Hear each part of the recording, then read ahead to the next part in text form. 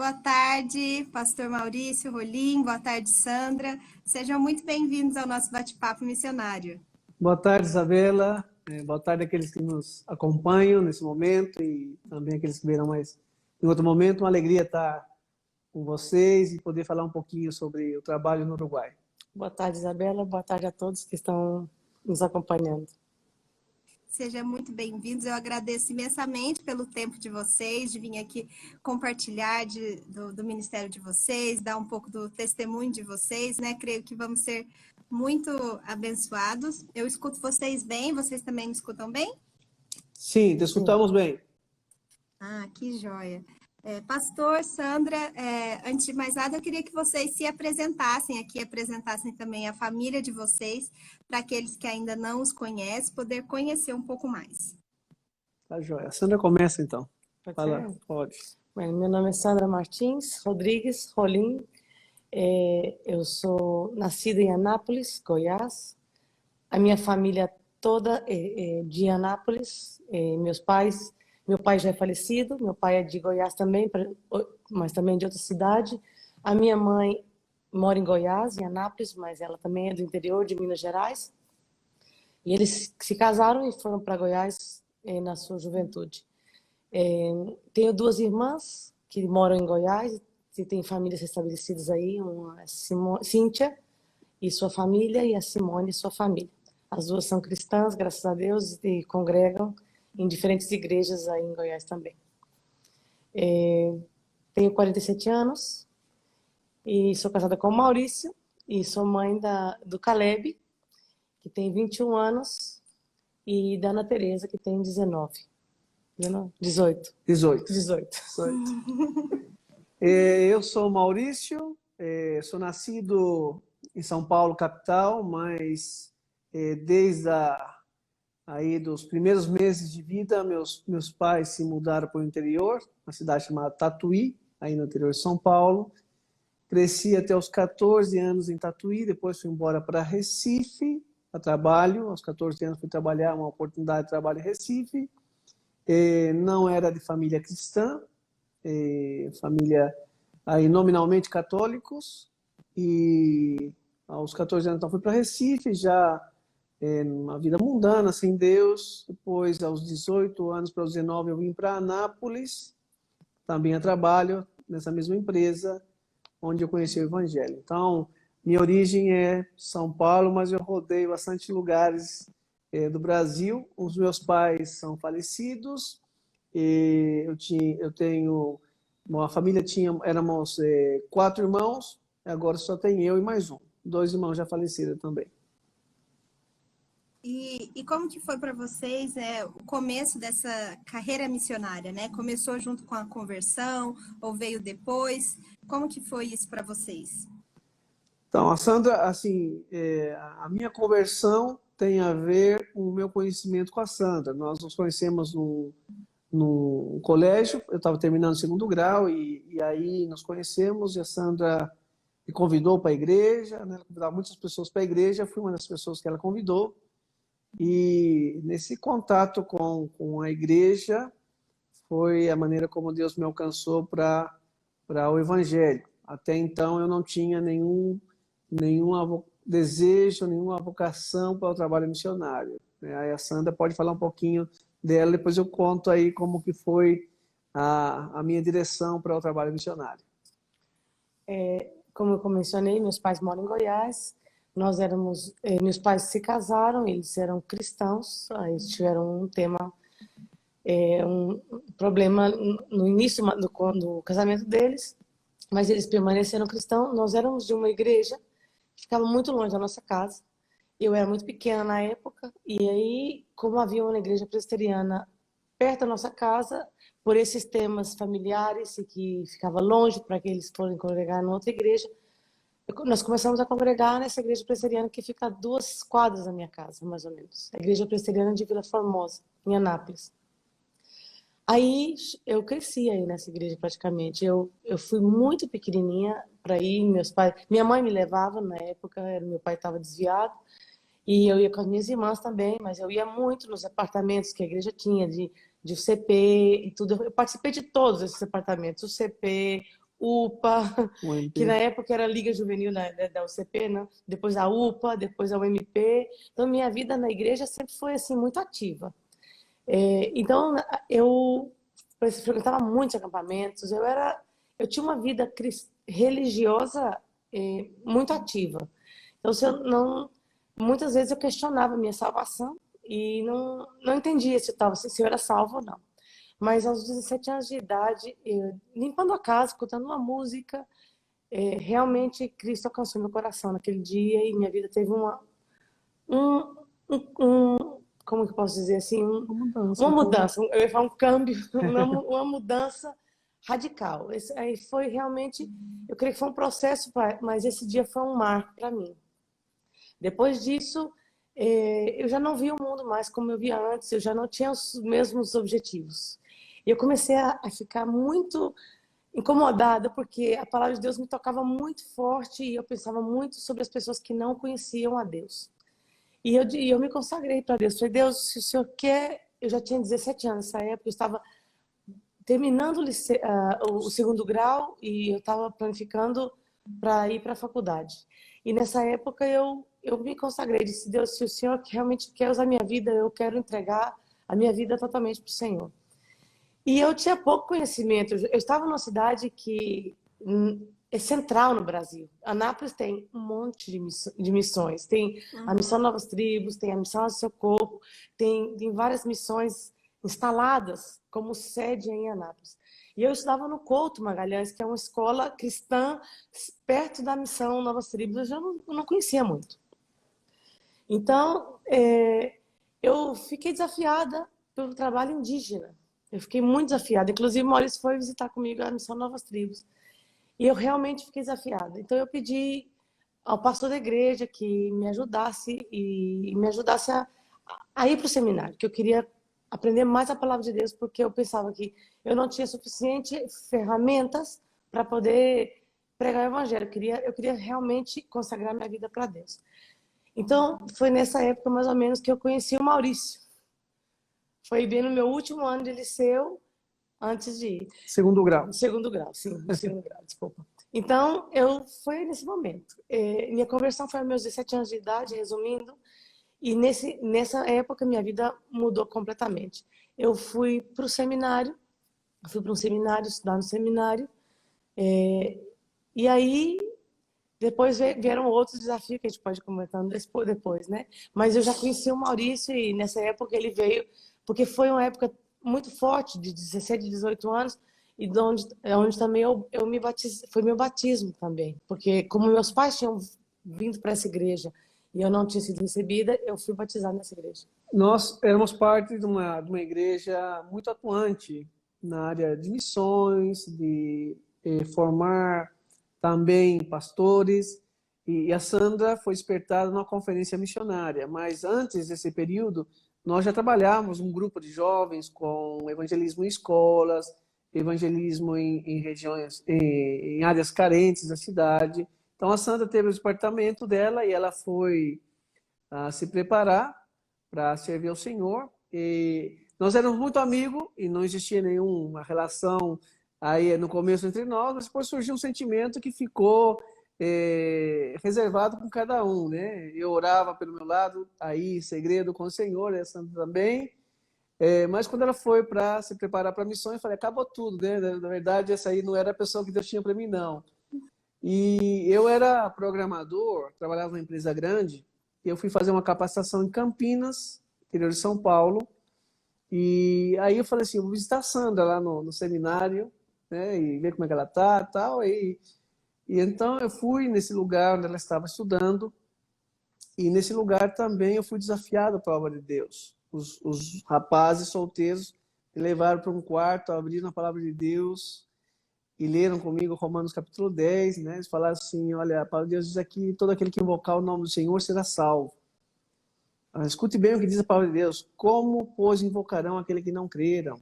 Como crerão naquele de quem nada ouviram? Como ouvirão se não há quem pregue? Eles me falaram, tem muita gente no mundo que ainda não creu porque não ouviu. E não ouviu porque ninguém vai pregar para eles. E sabendo disso, o que é que você vai fazer?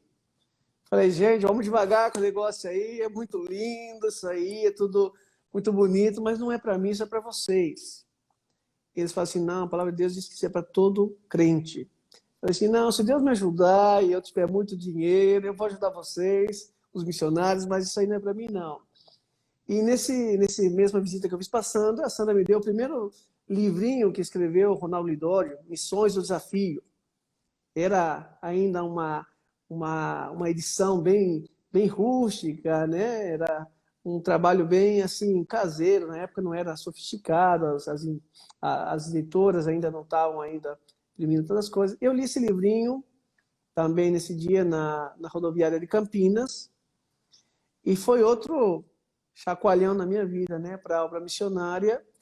E também, antes de eu sair do lugar onde eu estava visitando, nesse dia, retornava aos Estados Unidos um casal norte-americano que gastaram a vida deles trabalhando no Brasil.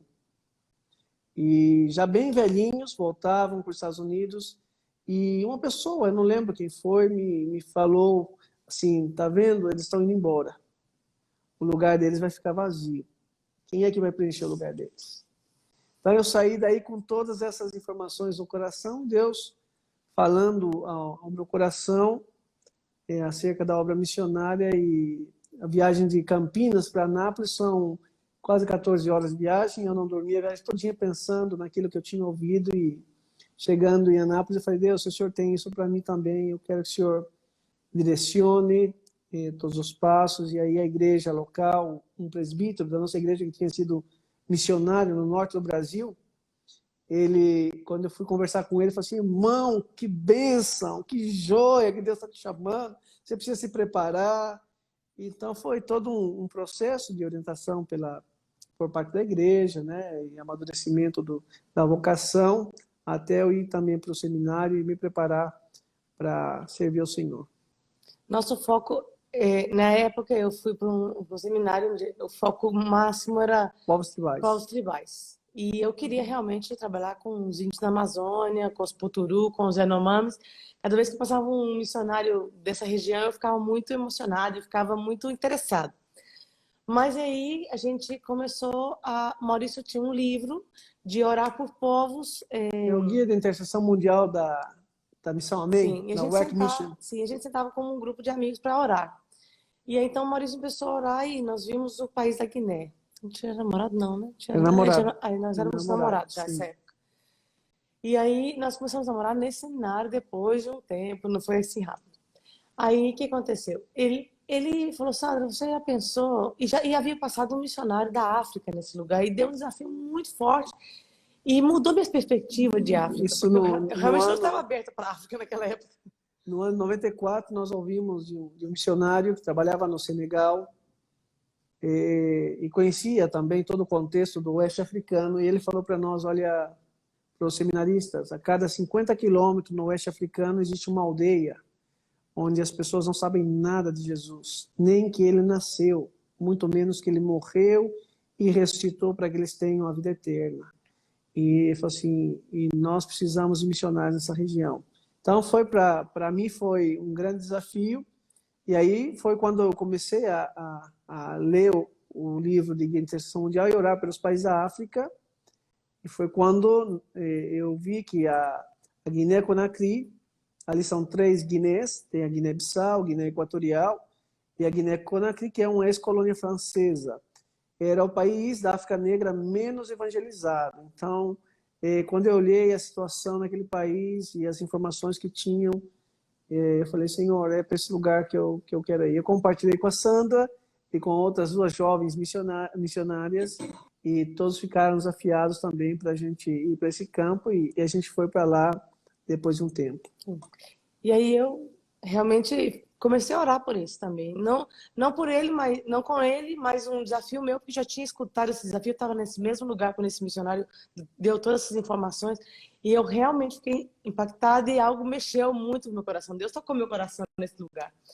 Então, nós começamos a orar por esse lugar e depois nós nos casamos. Depois de terminar o seminário, nós nos casamos, nos preparamos, estudamos inglês e... Fizemos um curso de missões práticas, fizemos linguística, antropologia cultural, fizemos toda uma preparação, porque nós queríamos trabalhar com uma etnia não alcançada e na área linguística também. Então, nós precisamos de todas essas ferramentas, mais o inglês, que era o idioma usado pela missão norte-americana, e chegando lá tínhamos que aprender o francês, porque era o idioma oficial do país. Então, foram aí quase 8, 9 anos de caminhada para poder chegar no campo.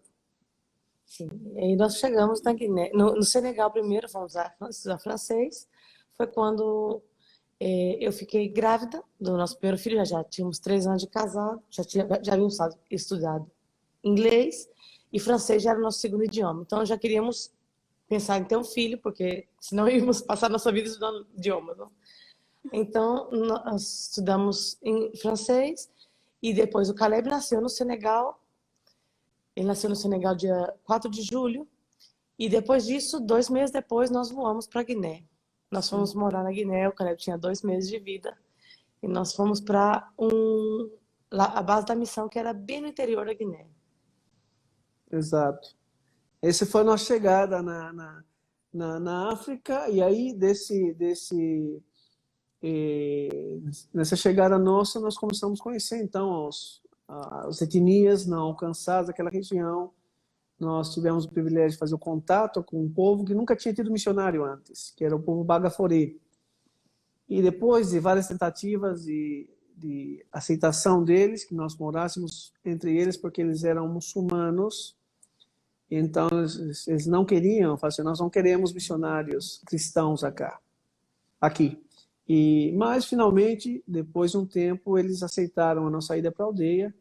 Nós trabalhamos 8 anos ali, grafamos o idioma deles, que ainda não era grafado, era somente um idioma oral. E fizemos os primeiros trabalhos linguístico, gramatical e as primeiras traduções. Mas a Sandra ficou doente nesse período. Ela começou a ter algumas crises, que ela perdia os movimentos dos membros inferiores e não podia caminhar, e muita dor de cabeça, e nós passamos aí por um tempo, temos que voltar para o Brasil, né? Porque a Sandra precisa de tratamento. Na África a situação é bem precária, né? A Teresa nasceu nesse período também, né? Um pouco antes pela enfermidade da Sandra. A Teresa foi toda a gestação dela na Guiné, mas no último momento nós tivemos que sair, estava à beira de estourar uma guerra civil na Guiné-Conakry. Saímos aí aos 7 meses da gestação, chegamos no Brasil, ela nasceu em Anápolis, igual a mãe dela, e depois de 3 meses, 4 meses. Tomou as vacinas, Tomou todas as vacinas, nós voltamos para a Guiné e ficamos aí, então, até final de dezembro de 2006, quando a gente completou 8 anos. E a ideia nossa primária era somente tratar da saúde da Sandra, ela melhorar e a gente voltar para a Guiné e trabalhar. Nossa equipe lá era formada por uma família norte-americana, uma família irlandesa, uma moça brasileira e uma moça americana, mas de nascimento do Haiti. Foi adotada por americanos, mas era de nascimento do Haiti. Então era uma equipe multicultural. E nós saímos em 2006 para tratar da saúde da Sandra e a gente não pôde retornar por causa da saúde da Sandra. Eu voltei sozinho, entreguei todo o trabalho linguístico para os nossos colegas e eles deram continuidade ao trabalho. Hoje já tem todo o Novo Testamento traduzido, completo, publicado. Tem uma igreja nascente entre eles e o Antigo Testamento está sendo traduzido. Então, ali nós temos uma igreja que adora o Senhor no meio de uma aldeia, no interior da África, e a gente dá graças a Deus por ter participado daquele momento. Hoje nós temos contato com muitos desses jovens, né, com as redes sociais e a facilidade da tecnologia. O nosso Facebook tem uma grande quantidade de jovens da aldeia, a gente sempre tem contato com eles ali. Então, essa foi pouquinho, talvez, não deixamos você perguntar nada, Isabela, um pouquinho da nossa primeira etapa, né? Os primeiros 8 anos de trabalho com a PMT. Não, mas foi ótimo que vocês deram um panorama geral da caminhada missionária de vocês, né? E um pouco dessa parte de vocês, né, em Guiné-Conakry, como foi para vocês lidar também com essa necessidade de mudança de campo, né? De ter que voltar para o Brasil, sendo que era um campo que vocês sonharam muito, né? O trabalho estava se desenvolvendo. Então, como foi para vocês também passar por esse período na trajetória missionária de vocês? Essa parte é melhor a Sandra contar, né? Porque para a Sandra foi uma experiência muito mais difícil, né? Então, talvez ela pode falar um pouquinho sobre de como ela passou, como ela sofreu essa mudança. Sim, eu comecei a sentir essas crises, eu não sabia explicar bem, porque eu tinha acabado de voltar do Brasil para Guiné e eu tinha tido a Teresa. Quando ela fez 1 ano, eu comecei a sentir essas crises, né? Então, nós ficamos uns 4 anos tentando descobrir o que era e a gente levava a vida, né? Eu ia para a aldeia porque eu cuidava da parte da saúde das pessoas. Uma coisa que o Maurício não contou, que foi muito importante, muito impactante para nós, quando nós chegamos lá, as pessoas vinham visitar a gente e algumas pessoas demonstravam algum tipo de...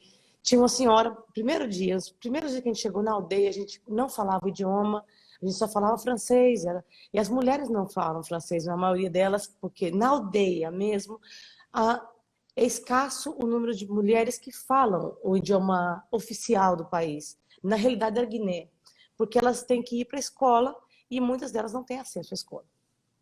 Então, eu encontrei uma vizinha, nós morávamos de frente à escola, e a minha vizinha não era baga, era de um outro povo, e ela falava francês. O marido dela era o diretor da escola.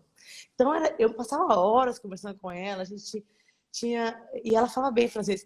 Ela era minha intérprete, porque ela falava um outro idioma, que era uma ponte entre as mulheres da aldeia e eu. Então, as pessoas chegavam em casa, as pessoas estavam curiosas para ver uma branca, né? Uma branca com um bebê branco. Não era tão branca, né? Mas está tudo bem. Então, a gente teve esse primeiro contato. Mas depois começou a vir pessoas. Um dia, logo nessa semana, veio uma moça com uma mão inchada e um pano enrolado. Então, eu pedi para ver a mão dela. Falei, o que aconteceu com sua mão? E aí, ela tinha uma mão infectada. E aí, então, eu pedi que se ela queria ajuda. Depois disso, encurtando toda a história, durante 3 meses, nós tivemos mais de 800 pessoas na nossa casa vindo para ajuda médica. Nossa casa virou um hospital, assim, da noite para o dia. Com o recurso que a gente tinha, nós tínhamos uma formação muito básica de enfermagem e a gente começou, então, a ajudar as pessoas. Nós tínhamos uma quantidade de recursos, de medicação que a gente tinha e todo. E lá, a maioria das enfermidades, das doenças lá é malária, né? Coisas básicas que as pessoas padecem por muito tempo. Então, foi isso. Então, as pessoas nos conheciam muito, né? Então, nós fizemos muitos canais, muitas coisas. Nós trabalhamos aí com a saúde do povo e um dia eles vieram à nossa casa, trouxeram dinheiro e falaram, nós queremos que vocês construam uma clínica para nós. Foi muito impactante também, porque eles não nos conheciam muito. Tá. Passando isso, nós moramos aí, eu trabalhava, eu ia na aldeia, ajudava o povo, a gente atendia as pessoas e tudo mais. Então, quando eu comecei a sentir muito mal, eu não podia nem regressar da aldeia sozinha, eu não podia caminhar sozinha. Parava, chegava em casa, estava escuro já, porque eu não conseguia caminhar para casa de volta. Então, eu vi que a situação não estava bem. Então, nós fomos buscar ajuda na cidade, na capital, também não resolveu muito. Nós decidimos que quando fosse o nosso período de férias, eu ia fazer uma consulta mais profunda, né, e tudo mais. Então, Isabela, né, nós fechamos nossa casa e viemos embora para tratar no Brasil. Esse foi o problema. E nós despedimos as pessoas como... Eu me despedi como um até mais. Não fechei, assim, não saí do campo para nunca mais voltar. E aí... Quando nós chegamos aqui, o diagnóstico foi um diagnóstico que era difícil, que não podia voltar mais para uma zona de malária e tudo mais. Então, nunca mais voltei. Eu sofri muito, porque eu deixei uma casa fechada, eu não despedi das pessoas, eu não tinha fechado. E foi muito difícil para mim. O Maurício ia pregar nas igrejas, colocava as fotos da Guiné, eu chorava. Eu não sei o que as pessoas pensavam, se eu estava em pecado, se eu estava triste, qual era o problema, mas eu estava... Eu não aguentava de tanta tristeza. Eu fiquei muito ruim. Esse, Meus 2 anos depois, quando eu voltei. esse histórico todo que a Sandra faz é por causa dos vínculos afetivos que ela tinha com o povo, né? Então, para a Sandra não poder voltar foi muito difícil. Quando o médico falou para ela em Brasília, depois a gente foi em muitos médicos, passamos por várias coisas, mas falou assim, olha, esquece África, esquece área de malária. E ela falou para mim, o senhor não está entendendo. Deus me chamou para trabalhar lá. É lá o meu lugar. E o médico era um presbítero, né? Falou assim, Sandra, eu não estou falando que você não pode ser missionária. Você pode ser missionária até aqui na UNB. Mas, por exemplo, você esquece a área de malária por questão da sua saúde. Então, nós voltamos de Brasília a Anápolis, 200 quilômetros, a Sandra chorando, com a cara fechada para mim, né? Porque eu via que Deus fechou para nós um ciclo na Guiné com essa situação. Realmente era... nós não podíamos retornar porque não era viável para a saúde dela, não tínhamos condições na aldeia. E foi um processo de Deus trabalhando em nós, mostrando para nós que a obra é de Deus. Nós somos pequenos instrumentos que Deus move para onde Ele quer. Então, se hoje Ele quer usar a gente aqui, Ele usa aqui. Se Ele fechar as portas aqui e nos moldar para outro lugar, a gente vai continuar servindo a Deus, porque o campo missionário é o mundo, né? E aonde Deus nos colocar, é ali que nós temos que servir. Então, Deus, nesse processo, trabalhou no coração da Sandra, foi para ela muito difícil entender a vontade de Deus nesse momento, porque a Sandra falava, olha, tão poucas pessoas chegam lá. E por que nós temos que sair de lá? Quem vai poder ir para lá e continuar? E hoje a gente vê que Deus usou nossos colegas lá e eles deram continuidade, fizeram um trabalho muito bem feito entre o povo. Amém. E como que o Uruguai, então, entrou agora nessa segunda etapa da caminhada de vocês? Como que vocês foram levados ao desafio de começar um projeto no Uruguai? Aí, nesse período, estávamos em Anápolis, quando a Sandra tratava de saúde, e tínhamos que redirecionar, né, o nosso ministério. Já havia passado um ano, a Sandra estava em tratamento, e tínhamos várias opções, vários convites, e a PMT ofereceu para nós 5 campos na época. Um deles era a França, que era interessante para nós, porque tinha muitos africanos, muitos muçulmanos, e o país mais secularizado da Europa, um contexto muito desafiador para plantação e revitalização de igrejas. Mas você já falava o francês, né? Já falávamos francês, mas era uma situação difícil, porque a Sandra estava tratando e ela estava iniciando o tratamento e a distância ia ficar complicado. O segundo campo era a Síria, que era para nós também um campo desafiador, ainda que muito difícil, passando ao campo islâmico fechado, porque a Sandra é muito comunicadora e evangelizadora, então possivelmente ela seria presa ou martirizada muito fácil no mundo muçulmano, assim, mais fechada, né? Mas também era muito distante. Depois tinha no Centro-América um país, pois outro contexto africano que não dava por questão de malária, e o último da lista, o Uruguai. E nós não sabíamos nada do Uruguai, e a gente começou a orar e a buscar informação sobre o Uruguai, quando a gente soube da realidade do Uruguai, né, que é tão desconhecida no Brasil, um país vizinho nosso, onde é o país menos evangelizado da América Latina, onde a igreja presbiteriana nunca tinha chegado para trabalhar. Até o princípio do ano 2000, o campo do Uruguai era um campo totalmente desafiador. Então, a gente, buscando essas informações e vendo a necessidade, nós começamos a orar como família, chamamos os meninos, oramos com os meninos e conversamos sobre a possibilidade e entendemos, então, que era o direcionamento de Deus para nós, como família, aceitar esse novo desafio de vir para o Uruguai e começar um trabalho do zero, num país secularizado, um nível de ateísmo muito grande, um país progressista em muitas políticas liberais. Então, era um desafio grande para nós sair num contexto tribal, contexto africano, um clima extremamente caloroso, né, 40 graus, cair num país totalmente europeu, população europeia, mentalidade europeia, urbano, capital, Montevideo, e frio, muito frio. A Sandra está aqui de blusa, eu estou sem blusa, está muito frio aqui ainda. O Brasil está com calor grande, aqui nós estamos com muito frio ainda. Então, eram muitas mudanças para nós, assim, e sem contar a questão religiosa, né?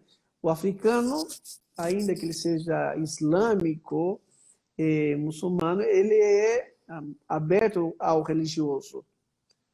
O Uruguai religião é uma coisa distante da vida deles. Eles não gostam nem de falar. Então eram assim uns extremos muito grandes para nós, mas era a vontade de Deus. Então nós aceitamos o desafio. O ano 2008 nós estivemos em São Paulo. Eu estava ajudando na coordenação do CFM com o pastor Paulo Sérgio na época e fomos a estudar espanhol. Estudamos espanhol durante todo o ano, começar tudo de novo, né? Outro idioma, do zero. Então, era para nós também um grande desafio. E estudamos todo o ano de 2008, fizemos 2 visitas ao Uruguai para fazer contatos, para em 2009, janeiro de 2009, a gente vir para cá de mudança.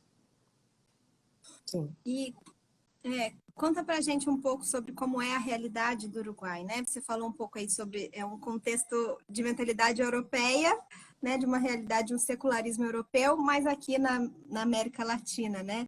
Então, explica para a gente um pouco essa diferença dos demais países aqui da América Latina e como que é o povo, a cultura, para a gente conseguir compreender o desafio que vocês estão lidando aí no Uruguai. Então, eu vou falar um pouquinho, talvez, de por que o secularismo, e talvez a Sandra pode dar para vocês um pouquinho do perfil do uruguaio, e a gente se complementa aqui. O Uruguai, desde 1918, rompeu com a Igreja Católica. Foi o primeiro país da América Latina a romper com a Igreja Católica. E foi uma ruptura brusca. Eles tiveram um grande educador aqui, que se formou na França. Então, ele trouxe toda a ideologia francesa, a educação, por isso aqui é liceu, né? A Sandra fala, eu terminei o liceu, é o 2º grau. Então, liceu é uma palavra francesa, que foi implementada dentro do contexto uruguaio para o 2º grau. E ele trouxe, então, toda essa ideologia, abolindo toda a manifestação religiosa nos meios públicos. Então, a educação, a arte, a literatura, tudo aquilo que envolvia a vida pública do povo foi eliminado a pessoa de Deus. Não se podia falar de Deus. Então foram mais de 100 anos, 1918 até tempo presente, um laicismo que é totalmente contrário ao laicismo brasileiro. Aqui não existe a liberdade para falar. Aqui todos têm restrição para falar de Deus nos meios públicos. Então, nas escolas, nas faculdades, as pessoas foram formando essas gerações nesses 100 anos, sem falar de Deus. Eles mudaram os feriados aqui, por exemplo. Aqui não existe Semana Santa. Aqui é Semana de Turismo. Então, aqui até os crentes, às vezes, pelo costume, né, cultural, eles não falam Semana Santa. Às vezes falam assim, o que você vai fazer Semana de Turismo? Aí a gente fala assim, não, Semana Santa. Aí eles, é verdade, desculpa, pastor. Aqui o Natal é festa da família. Então, todo feriado que tinha que ver com o cristianismo foi abolido da vida cultural da sociedade. Então, as pessoas cresceram num contexto onde elas não ouviam falar de Deus, onde o que elas ouviam falar contra Deus, contra o cristianismo. Então, as pessoas não falam. Aqui é muito difícil a pessoa falar. Você fala para assim, bom dia, tudo bem? Como é que você está? Fala, tudo bem, graças a Deus. Isso é muito difícil. Vou falar, por suerte. Estou bem, por suerte. Ou, por desgraça, né? Por desgraça, não estou bem. Então, ouvir que Deus te abençoe, se Deus quiser. Se a pessoa falar, você vai saber que ela é evangélica, ou ela é uma católica praticante, que são poucos, mas é muito difícil você ver. Então, assim, uma sociedade que cresceu sem Deus, e isso trouxe várias consequências para esse país. Um alto nível de depressão, país com maior nível de depressão, e com maior nível de suicídio da América Latina. Muitos suicídios, desde a Sandra trabalha na saúde, e ela tem todos os dias pacientes com tentativa de suicídio. Aqui na igreja nós tratamos vários casos, pessoas que vêm e a gente está ajudando, no momento estamos ajudando pessoas com situações, vivendo essa situação de suicídio. Então, quando a gente tira quando a gente tira Deus da vida de um povo, de uma sociedade, não sobra nada. Só desesperança, né? Só falta esse vazio, vai crescendo a tristeza. Então, esse é um pouco do... Por isso o Uruguai é conhecido como o país gris, ou o país mais tristonho da região, pelo índice depressivo do Uruguai. A Sandra pode falar um pouquinho deles. O Uruguai, de entrada, assim, ele é um povo muito receptivo com o brasileiro, né? E nessa parte a gente... Também na África não tínhamos nenhum problema, a gente era muito bem tratado com o futebol, a gente ia em qualquer lugar. Nosso passaporte é o futebol, né? E o Uruguai, ele em relação ao Brasil, ele é muito corrigido ao futebol, né? Porque ele é muito futebol, que é muito forte. A primeira Copa do Mundo que o Uruguai ganhou foi no Brasil. E a primeira Copa do Mundo foi feita aqui no Uruguai, no Estado Centenário, assim, que você tem uma ideia como eles são loucos por futebol. Se o brasileiro é louco, o Uruguai é louco e meio por futebol, né? Então, assim, tem muito essa coisa de essa associação. Então, de entrada, o brasileiro é muito querido. Não é uma cultura, assim, resistente. Não, a gente não tem isso. Ele é muito simpático também. Ele gosta é um povo muito culturalmente muito instruído, inteligente, intelectual, que busca estudar e tem o conhecimento como uma das coisas que são valoradas em todos os âmbitos da sociedade. Então, isso faz as pessoas conhecer coisas. Então, eles conhecem muita coisa, né? Então, eles são muito agradáveis. Os uruguaios são muito agradáveis nesse sentido. Conviver com eles não é difícil, de nenhuma maneira. O país é muito bonito, é um país que tem características... Foi considerado a Suíça latina. Como a Sandra falava, o nível de educação aqui, por exemplo, primeiro país da América Latina com 0 de analfabetismo. Né? Você vê essa questão da educação, as crianças entram no primeiro ano, o governo dá um laptop para elas. Elas têm cobertura de internet. A internet é muito boa também. Então, assim, culturalmente, um povo, é um povo muito... que sempre valorizou o saber, né? E por isso também, às vezes, a resistência deles com os cristãos, porque eles acham que os cristãos não pensam, né? Principalmente porque o movimento neopentecostal que chegou aqui fez muito estrago. Mas eles associam a gente com o povo da Para de Sofrer, que é universal. O universal, né? A Igreja Universal. Então, a referência cristã que eles têm fora da Igreja Católica é muito confusa. Eles não sabem discernir ninguém fora da Igreja Católica.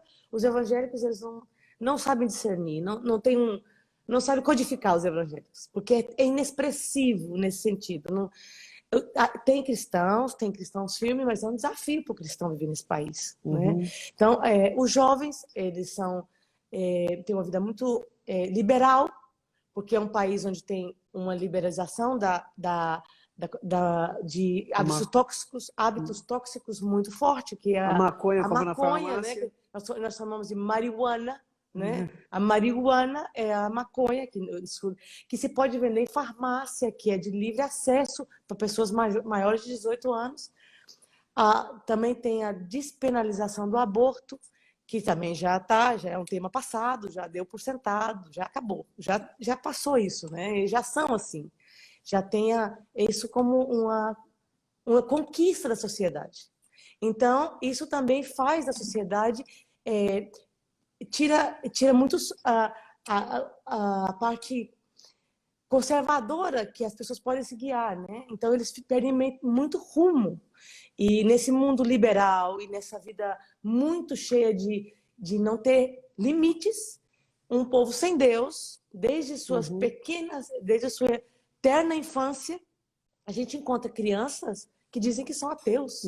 A gente criança pequena, o nível de suicídio entre crianças também é alto aqui. E os pais proíbem as crianças de ir à igreja porque eles entendem que as crianças somente quando forem com idade de razão e que possam discernir, que aí sim elas podem ouvir alguma coisa e decidir por elas. Então os pais geralmente proíbem as crianças, e se você for falar com uma criança sem autorização do pai, você pode ter problemas, né? A gente dá graças a Deus porque Deus é que faz a obra, e a obra, Deus traz as pessoas, Deus vai levando as pessoas até Ele, né? De distintas formas. E nosso desafio é grande. O nível de suicídio, como você falou, é alto aqui. E a desesperação é muito grande. O nível de pessoas que tomam psicofármacos, como é que fala psicofármacos? Sim, psicofármacos, medicações, né, de tarja preta, é muito alto. Eu sei que o Brasil também tem uma grande população que faz isso, mas aqui é um país muito pequeno, né, de uma qualidade de vida alta, inclusive, mas as pessoas vivem com muita pressão. Tem uma grande parcela da população também, que é a população envelhecida, que também é um fator interessante. O Uruguai tem uma pirâmide populacional invertida, que a gente diz aqui, onde a maior população, que seria a base da pirâmide, a natalidade é muito baixa. Seria a parte que estaria invertida, não, né, para cima, que seria os adultos, os anciãos, né, que são pessoas acima de 80 anos. Pessoas acima de 80 anos aqui têm uma qualidade de vida impressionante. Vive, caminha, vai ao supermercado, faz compra, são independentes, alguns, e uma grande maioria. Sim. Outros vivem em instituições para pessoas maiores também, para anciãos, lares de anciãos, tipo, né, que eles fazem também. Aqui nós temos cada ano o decréscimo da população, porque a natalidade é muito baixa. Chega a ser quase nula. E aí agora com a despenalização do aborto, né, então isso acelerou ainda mais. Então a gente vê essa realidade. Mas é como a Sandra falava, o povo em si, com o estrangeiro, com o brasileiro, ele é muito amável, desde que você não fale de religião. Aí a gente é amigo e não tem nenhum problema. Esse é o contexto geral, né, do Uruguai nesse sentido. E aí sempre a gente tem essa parte, né? Eu não tenho Deus, onde Deus não é o centro, onde não tem uma referência de Deus, na sociedade inteira, porque o Maurício falou, eles têm os reflexos disso em tantas áreas. E o suicídio seria uma das coisas que mais chocam. Nós temos muitas pessoas que a gente conhece, muitas. Coisas que a gente não tinha isso no Brasil, e inclusive na África, onde a situação de vida era tão precária. Exato. Não tinha isso, as pessoas eram alegres, não tinha pelo menos viviam um pouco mais contentes com a vida, né? Numa relação normal, assim, sem compromisso. Mas aqui é diferente. Aqui as pessoas têm uma tendência, né, à depressão. E dentro desse contexto assim, né, tão difícil, que estratégias vocês têm usado, né, como igreja, para alcançar essas pessoas e para fazer um discipulado, um evangelismo? Então, assim, o nosso trabalho tinha, no primeiro momento, uma associação com seminários. Eu dava aula em 2 seminários, era o primeiro contato para fazer a Igreja Presbiteriana Conhecida e a Fé Reformada. As pessoas falam assim, presbiquê? O que é isso?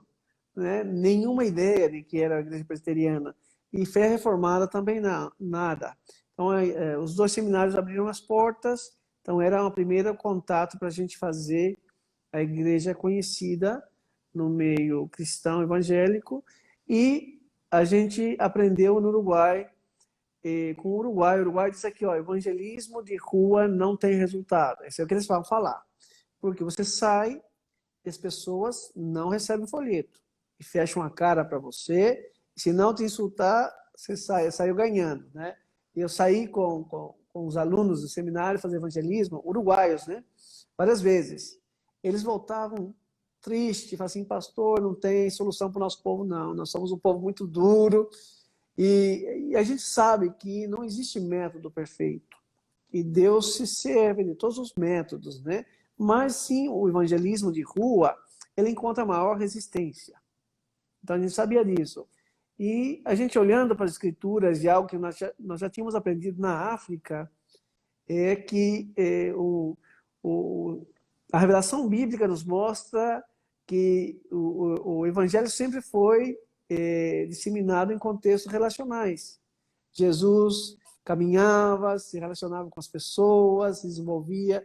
Então, esse foi o caminho também que nós adotamos no Uruguai, fazendo amizade com vizinhos, com pessoas em esferas onde nós íamos fazer compras, esse tipo de coisa no parque, com as crianças, na escola, com os pais de outras crianças. Esse era o meio que a gente buscava aí oportunidades para compartilhar o evangelho, né? Convidando pessoas para casa. Foi nesse caminho que Deus foi direcionando as pessoas. Os primeiros convertidos vieram aí. A Sandra foi fazer uma faculdade aqui no Uruguai e nas primeiras semanas de aula, ela já tinha conhecido uma moça, compartilhou o evangelho com ela e Deus a converteu. E foi o primeiro batismo que nós fizemos aqui, foi uma companheira de faculdade da Sandra, que até hoje é membro da igreja, casou com um brasileiro depois. Ela é de origem peruana, né? Veio estudar e viver aqui. E depois um casal que era amigo de vizinhos nossos, esses vizinhos gostam muito da gente, mas eles não queriam saber nada do evangelho. Mas os amigos dele, que nós conhecemos na casa deles, estavam abertos. Então aí Deus usou essa primeira amizade para a gente falar do evangelho, se converteram, essa família toda. Hoje esse senhor é presbítero da igreja. E os filhos desse primeiro casal, que era muito fechado, eles estão vindo para a igreja. Porque eles estão vindo para a igreja. Os pais ainda não vêm, mas os filhos estão na igreja. Então, assim, através de vários relacionamentos, Deus foi guiando e as pessoas foram convertendo. Também, um outro grupo de pessoas chegaram através das mídias sociais com o crescimento da fé reformada. Então, muitas pessoas ouviram pregações de John MacArthur, John Piper, Paul Washer, né, R.C. Sproul. As pessoas começavam a ouvir mensagens nas mídias sociais e olhavam para as escrituras e olhavam para o seu contexto de igreja e falavam assim, gente, está tudo errado na igreja. Então, eles iam conversar com seus pastores e falavam assim, olha, a palavra de Deus fala outra coisa, vocês estão falando não está certo. E os pastores falavam assim, não importa, aqui é desse jeito. E eles falavam assim, mas a palavra de Deus disse outra coisa. Não, não importa. Então, essas pessoas, por muitos anos, por muitos anos, então, e buscavam uma igreja reformada no Uruguai e não encontravam. Então, nós fizemos um site, tudo. Então, quando começavam a buscar, encontravam, eles vinham para cá. E encontravam a igreja aí. E aí, muitas das pessoas chegavam e falavam assim, olha, nós já estávamos animados, pensando que nós não íamos encontrar uma igreja onde nós pudéssemos aprender a palavra de Deus, onde nós pudéssemos crescer na vida cristã. Então, nós temos também uma grande parte das pessoas da igreja que vieram dessa realidade, de contatos por mídias sociais, e as pessoas chegaram para a igreja. A gente recebeu uma pergunta aqui, perguntando para vocês, do dia que vocês chegaram até a primeira conversão, foi quanto tempo? Vocês têm uma lembrança? Foram quase 3 anos, né, Sandra? Quase 3 anos. Assim, era uma situação que, quando nós começamos, primeiro culto em casa, nós tínhamos um grupo de 12 pessoas, 13 pessoas mais ou menos, com a nossa família. E é outra realidade no Uruguai também, que as pessoas vêm e depois desaparecem. Então, desses 13 pessoas, uma família eram missionários, que estavam aqui trabalhando com outras coisas, e não tinha uma igreja fixa, começava a frequentar com a gente. Tínhamos uma senhora que era do consulado, da Embaixada Brasileira, e alguns uruguaios. Então, passou um ano, foi todo mundo embora. Os brasileiros voltaram para o Brasil, O Uruguai foi para os Estados Unidos. a do consulado se aposentou, voltou para o Brasil, o Uruguai foi para os Estados Unidos, ficou só a nossa família. E aí foram 2 anos áridos, a gente orando e trabalhando, e eu pregava aqui só para a família.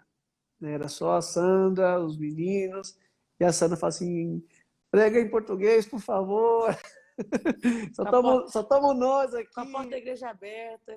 Prega em português, só tá a gente aqui, não precisa falar espanhol.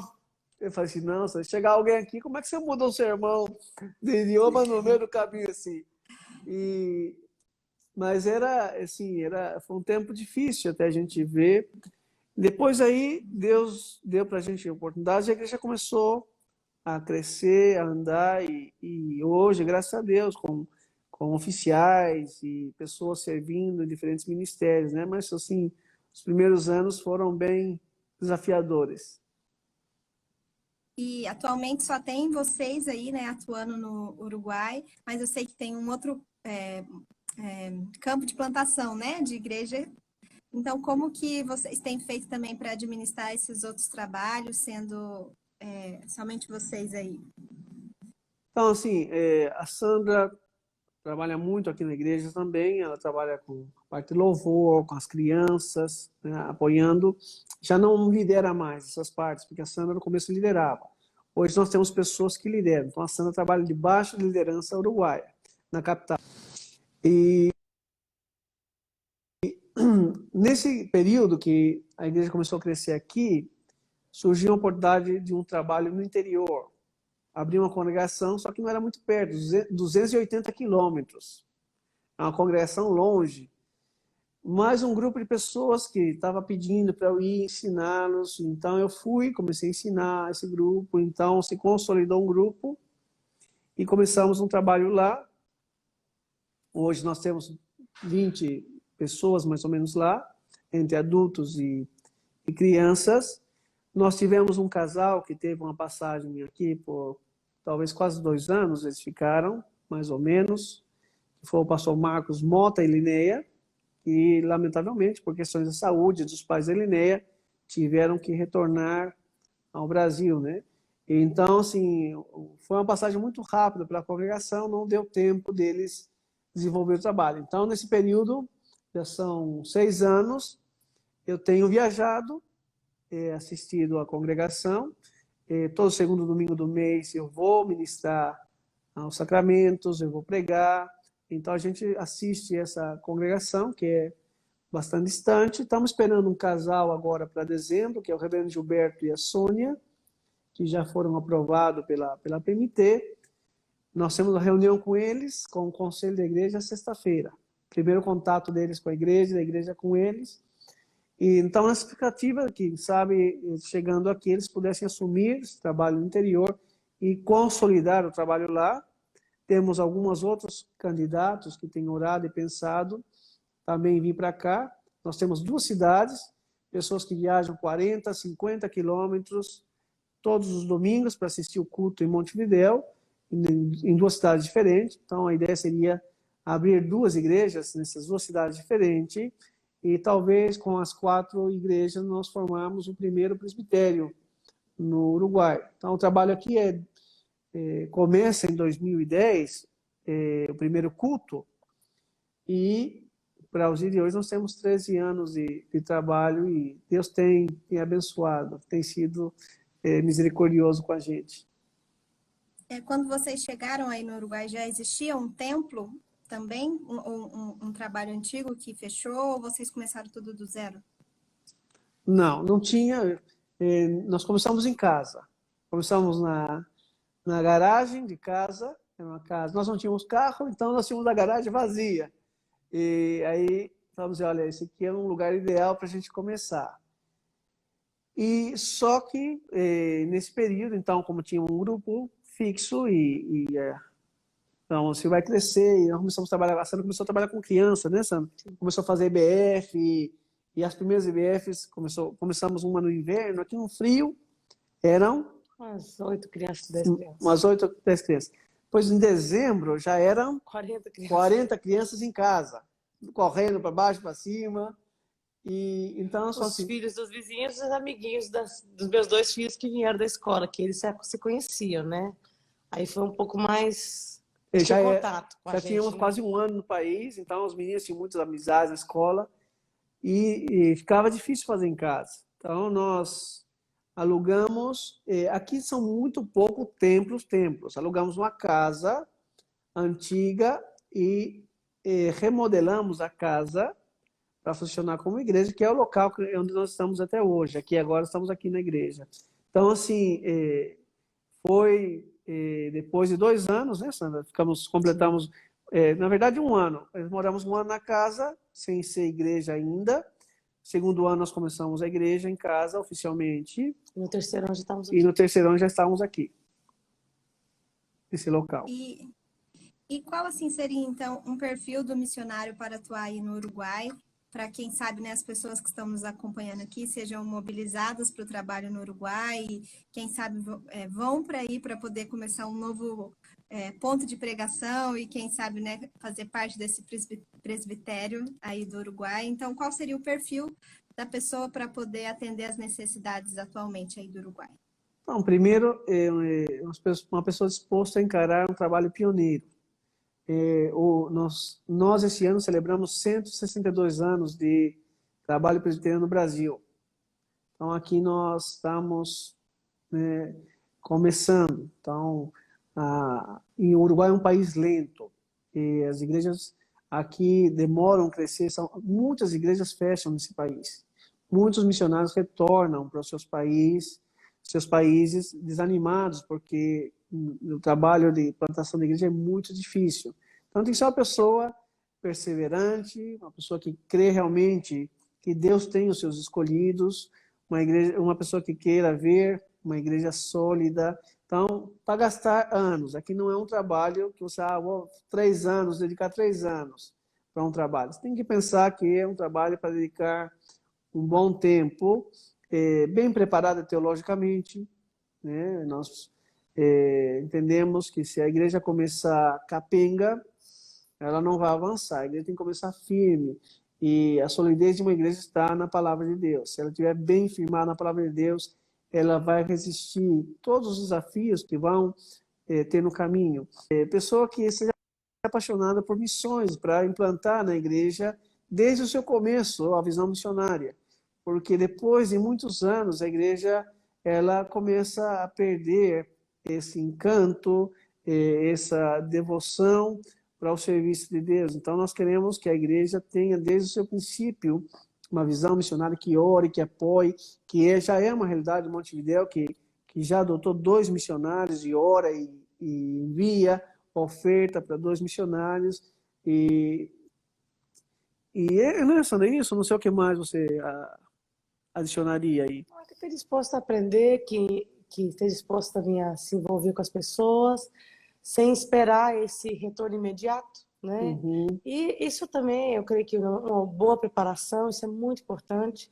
E nós temos a missão que se importa com o preparo do missionário, isso é muito importante, porque às vezes nós pensamos, o missionário que tem que preparar, aquele que vai morar na selva, ele também tem que preparar, porque realmente vai ter desafios diferentes.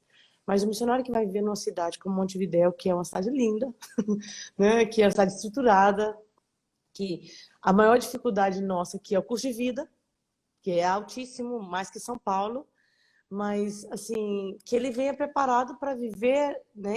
Mas esse preparo ele vai adquirindo com um bom treinamento. Nós sabemos que Deus prepara os seus obreiros, né? Ele tem diferentes métodos, um deles são os métodos preparados, né, que a igreja se dispõe para preparar os obreiros e qualificá-los para ir para o campo.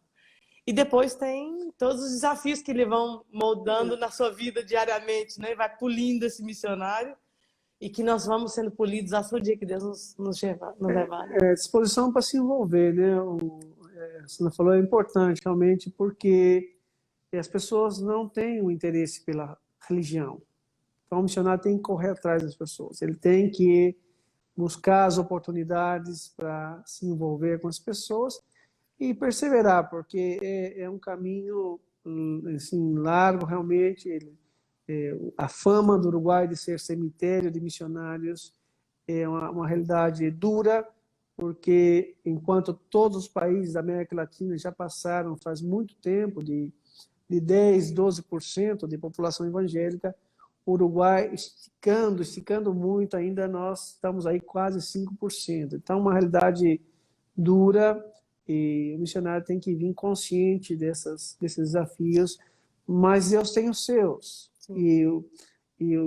A pregação fiel do Evangelho será usada por Deus para chamar efetivamente os seus escolhidos. E nós teremos a alegria de ver, né, se Deus quiser, dar-nos essa alegria de ver os primeiros convertidos também e a igreja do país. Vou dar só um exemplo. Quando nós mudamos para a nossa primeira casa, a casa do lado, essa família que nós mencionamos, que hoje os filhos frequentam aqui a reunião de jovens, mas eles nunca vêm. Eles foram a primeira pessoa, a primeira família que a gente teve um contato, uruguaios, assim, não crentes, que nós tivemos contato com eles. Chegamos a fazer viagens com eles nas férias e tudo mais. E nós não tivemos abertura para falar, nem para orar, nem para ler a Bíblia com eles, e nem para falar de Deus com eles. Sempre eles barravam a gente.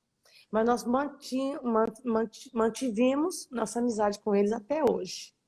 Até essa semana que eu transferi na feira, temos sempre amizade com eles. Esse ano, que passou esse ano, né? Ano passado. Ano passado? Esse ano. Esse ano. Eles tiveram um problema muito sério. Muito sério. Com a família dele, com a filha. E eu tive a oportunidade de abraçar com eles, chorar com eles. E foi quando, em um dia que nós fomos juntos para a casa onde eles têm um balneário aqui, um lugar de água, né? Rio. Num rio, cerca do Rio da Plata, aqui. E aí, nesse lugar, a gente fez um churrasco, né? Não era um dia feriado, um dia só que a gente foi para aí. Semana Santa, não foi, não? Foi 1º de maio. Sim, 1º de maio. E ele chegou aí e ele disse, antes da gente comer, vocês podem orar? Ele pediu, falou assim, você pode falar alguma coisa, Maurício, e depois você pode falar alguma coisa pra gente e orar? E isso deu há quanto tempo? Foi 13 anos, estamos aqui. 13 anos estamos aqui. Com essa família, né? Para chegar nesse ponto. Eu sei que ele... Mas eu falei, Deus, a gente quer um resultado tão rápido, mas... Deus é que faz a obra, né? Tá, nós estamos esperando, porque na próxima entrevista eu queria falar que se batizar. Se Deus quiser. Se Deus quiser. Queridos, foi muito bom esse tempo aqui com vocês, de poder ouvir o testemunho, né, e o desafio que vocês têm enfrentado aí no Uruguai. E como também uma resposta da igreja de apoio a vocês, a gente sempre separa um momento na live para os missionários compartilhar alguns pedidos de oração, né? Para a gente aqui como igreja, que está acompanhando vocês, poder orar especificamente pelo ministério, pela família e apoiá-los também em oração. Então, se vocês puderem compartilhar alguns pedidos, depois a gente vai publicar nas redes sociais, né? Para quem nos acompanhar, continuar orando por vocês e pela família de vocês. Joia. Para nós também é um prazer poder participar desse tempo, uma alegria que a igreja possa conhecer mais o trabalho aqui. A igreja tem orado, nós temos tido contato com muitos irmãos e a gente vê como Deus tem usado a nossa igreja. Continue orando por nós, nós estamos orando por mais trabalhadores. Essa é uma realidade bíblica que continua tão latente, né? A obra é grande e os trabalhadores são poucos. Nós temos 19 departamentos aqui que seriam como estados no Brasil. E nosso sonho é ter uma igreja, pelo menos uma igreja em cada departamento e várias na capital. Mas nós precisamos de obreiro. Temos orado para Deus levantar vocacionados dentro da igreja para prepará-los. Nesse também, não falamos, nós temos um trabalho com um seminário, nós começamos o seminário da igreja nesses últimos 3 anos, então estamos orando por vocacionados, preparando os crentes da igreja e orando que Deus desperte também entre eles. Também consolidação do trabalho em Mercedes, queremos que Deus guie para que eles tenham um missionário para trabalhar com eles, para que esse trabalho seja consolidado. Orar também pelos nossos filhos, estão numa etapa de estudo, uma etapa desafiadora para eles. Eles são uma geração de diversas culturas e muitas vezes para eles é um desafio grande ver, entender o que eles vão fazer da vida. A Ana Teresa está no Brasil, no Palavra da Vida, até dezembro, está fazendo um curso no Palavra da Vida, ela quer também entender a vontade de Deus, para servir a Deus. E está lá, o Caleb está aqui fazendo faculdade de engenharia química, aí é um desafio grande para ele também, mas está aí avançando, também buscando a vontade de Deus. Nosso desejo é que eles andem nos caminhos de Deus e busquem a vontade de Deus. Então, ore conosco por isso, eles estão firmes na igreja, estão trabalhando, estão servindo, mas a gente quer ver eles aí mais próximos de Deus e orientados pelo Senhor. Orem pela nossa saúde, saúde da família. Ao estar aqui tanto tempo sozinho e tantas demandas, às vezes nos cansamos, o corpo da gente às vezes reclama um pouquinho e nós precisamos de saúde. E orem pelos nosso sustento. O Uruguai é um país mais caro, o custo de vida mais caro da América Latina. O Brasil tem sofrido crises, isso afeta a nossa realidade, o real desvaloriza, o dólar sobe, e o IOF aumenta, então sempre é um grande desafio. Nós entendemos que Deus ele sustenta os seus servos, mas sabemos que Deus usa outras pessoas. Então, orem conosco para que Deus continue suprindo os recursos para que a gente possa continuar fazendo o trabalho dele aqui.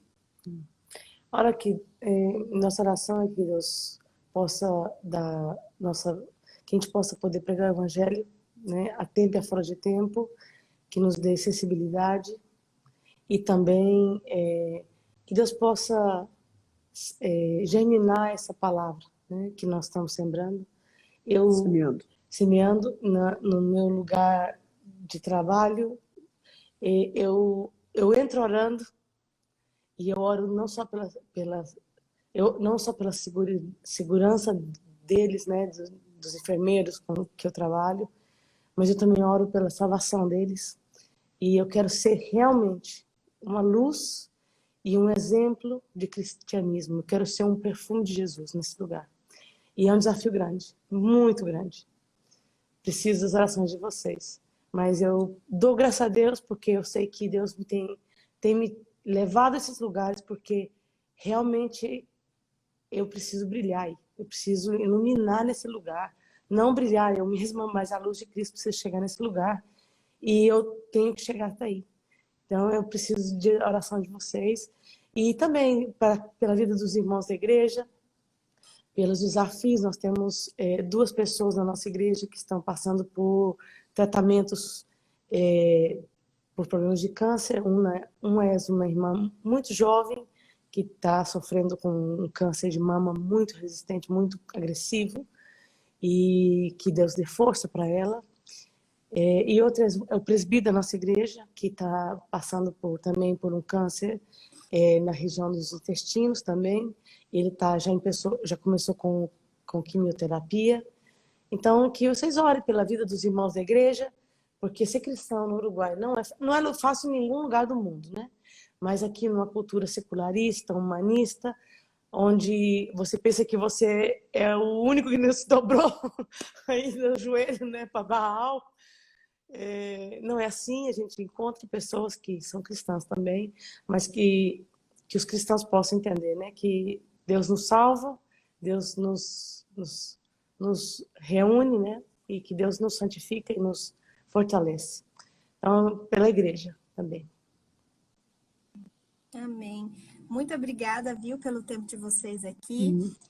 Você que está nos escutando, que quer conhecer mais do trabalho do pastor Maurício, da Sandra, entre em contato, seja um parceiro do ministério deles lá, seja essa semente também junto deles lá de plantar o evangelho no Uruguai. Eles precisam de igrejas aqui no Brasil que os apoiem espiritualmente, né, de uma forma integral, também financeiramente. Então a gente vai deixar os contatos dele e esses pedidos de oração nas nossas redes sociais. Então você que está nos ouvindo, que queira conhecer mais sobre o trabalho deles, entre em contato e seja um parceiro desse trabalho no Uruguai. Pastor, Sandra, muito obrigada pelo tempo Obrigado a de vocês. você, pelo seu tempo Que também. Deus abençoe muito o ministério de vocês. Foi um prazer Amém. tê-los aqui conosco. Igualmente Obrigada, você. Isabela. Muito obrigado, Deus abençoe. Abraço.